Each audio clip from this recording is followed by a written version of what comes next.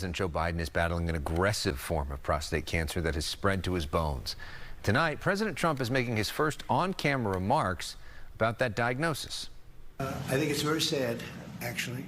I'm surprised that it wasn't, the public wasn't notified a long time ago. The test was not so good either. In other words, there are things going on that the public wasn't informed, and I think somebody's going to have to speak to his doctor. Biden's office announced Sunday he was diagnosed just before the weekend with an aggressive form of prostate cancer, which has metastasized to the bone. I can't tell you for sure, but he didn't just get this overnight. He's had this for months and months, even if it is aggressive. It's a Gleason 9, which means under the microscope, group 5, under the microscope, it's quite aggressive.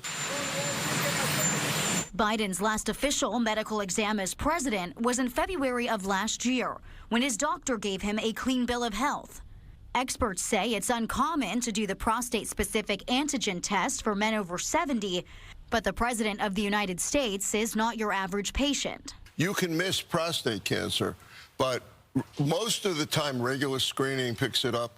A sitting president, I would expect to have advanced screening. Biden's diagnosis comes as Democrats are facing fierce criticism over how the party handled last year's election, and a new book comes out tomorrow on their alleged attempts to cover up Biden's mental decline. It's painfully obvious President Biden should not have run. He did not develop it in the last 100, 200 days. He had it while he was president. He probably had it at the start of his presidency in 2021. Yes, that I don't think there's any disagreement about that. So the shocking cancer diagnosis follows a brutal week for former President Biden, as a new book and the release of the long-awaited Her tapes exposed more troubling instances of a mental decline that was covered up and hidden from the public. But some of the media are already suggesting the cancer diagnosis might earn the former president a little breathing room from all the scrutiny. Those conversations are going to happen, but they should be more muted and set aside for now as he's struggling through this. It seems to me, Jessica, this debate doesn't end at all, but it is briefly put on pause as a result of today's news. But the Her audio release continues to reverberate as Democrats and the media try to learn lessons from the cover-up. And that is a crime against this republic, and I think the Democrats are going to pay for a long time for being a part of what is now being revealed to be a massive cover-up. We need to apologize to the American people that we were a part of something that wasn't on the up and up. But ultimately, in retrospect, you can't defend what the Democratic Party did because we are stuck with a madman, with a corrupt president in the Oval Office, and we should have given ourselves a better chance to win. Hindsight is 20/20. Obviously, if we could redo this tape and play it over again, we would do things differently. It's hard to convince somebody to give up their car keys. Well, first, my heart goes out to the Bidens and the Biden family. Very unfortunate diagnosis, and we hope he beats it. But a lot of people are speculating whether this was medical malpractice or whether this was a medical cover-up. And we have every right to speculate because they have been caught in so many lies. Now, so the medical cover-up is not being said by Jesse Waters. It's being said all over the media by Democrats and by physicians. They're saying that this was caught possibly earlier and then nothing was released and then possibly exposed as a way to blunt the impact of the Her report audio release and the book. The other one is the medical malpractice. How are you not going to give a guy a PSA test? Did they not give this test to Joe Biden because they gave it to the last 3 presidents, and then they released the PSA numbers? So who knows if he even got tested? He was supposed to have had a full test a year ago, and they said there was no cancer detected. And the entire media said he was healthy as an ox, and that they said he was running circles around Binder. And so this doctor, O'Connor, was his personal physician. There's a funny axiom that says, having a personal physician 24/7 around the clock is a leading indicator of death. A lot of celebrities, a lot of wealthy individuals have these doctors on call and they kind of give you anything and they're just there to protect the brand, there to protect the status and the job. That happens with some people, but this guy O'Connor takes it to a next level.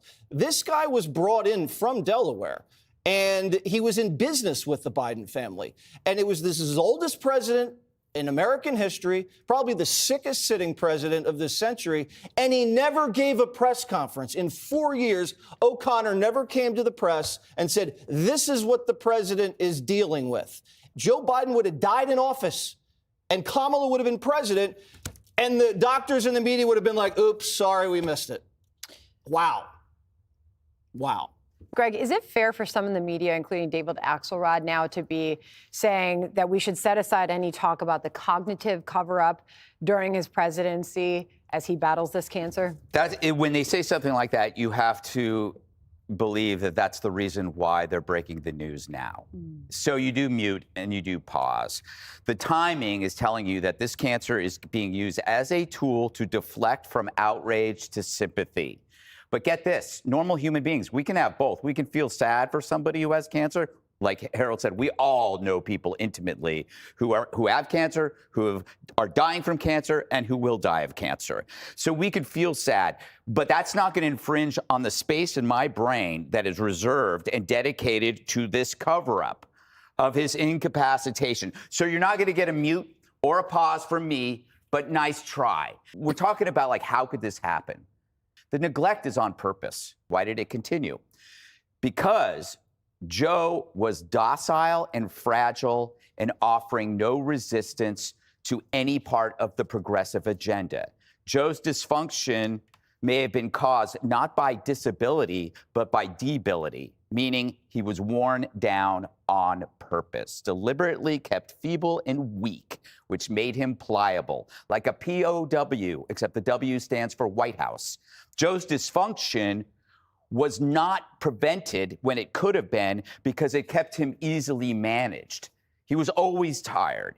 He probably didn't want to answer questions or sign things. So we've seen a series of colossal blunders and deliberate cover-ups. All are ethically indefensible. They can cover up this guy who's physically and mentally feeble because look at the other guy. It's Trump. So Trump is an existential threat.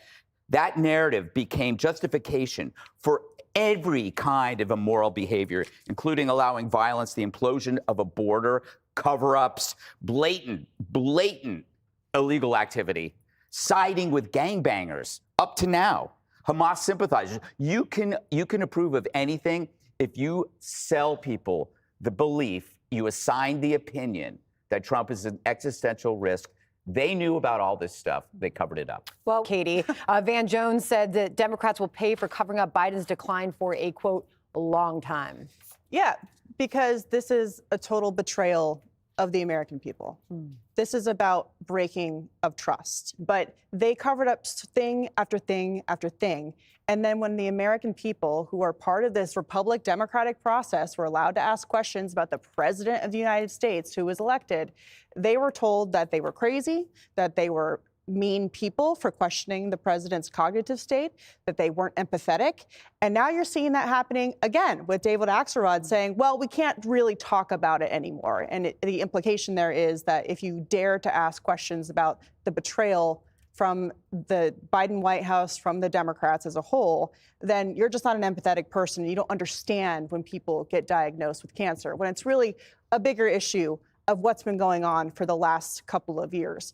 I don't know how they get out of this, because in order to regain the trust that they've lost, you have to be very transparent, overwhelmingly, and yet they're still doubling down on covering up and not talking about it. So politically, for them, it's very difficult for them to go out and say, you can trust us and believe us when we're talking about things that we'll do for you, when they can't even come to terms with the fact that this was obvious for years. The White House doctor not coming out to give press conferences, not answering any questions. I went back through all of the letters that the White House doctor put out, not a single mention of this. And also, it's kind of a betrayal to the president. I mean, how did you not, if this is what they weren't doing, give someone of that age, the president of the United States, that kind of physical test? I mean, how could you not give the test? Those questions will be asked for a long time.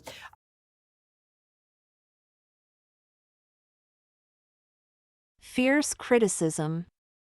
The administration faced fierce criticism for covering up the president's cognitive decline. Scrutiny.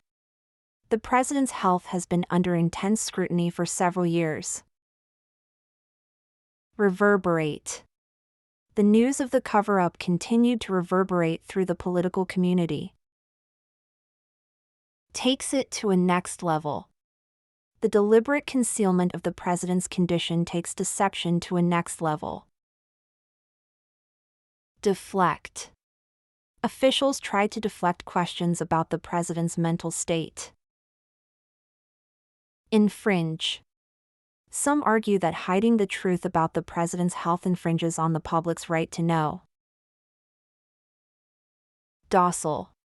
He was kept docile and weak to make him easier to control.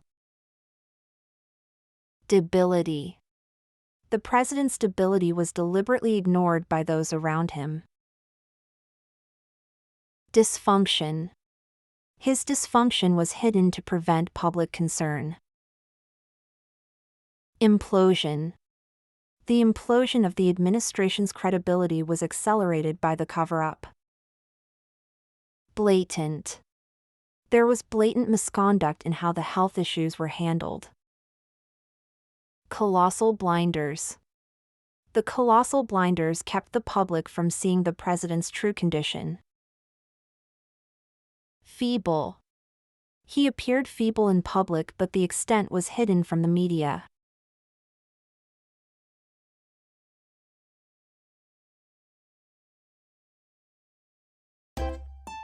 If you enjoy this content, please consider subscribing to my channel to stay up to date with future videos. Thank you for watching.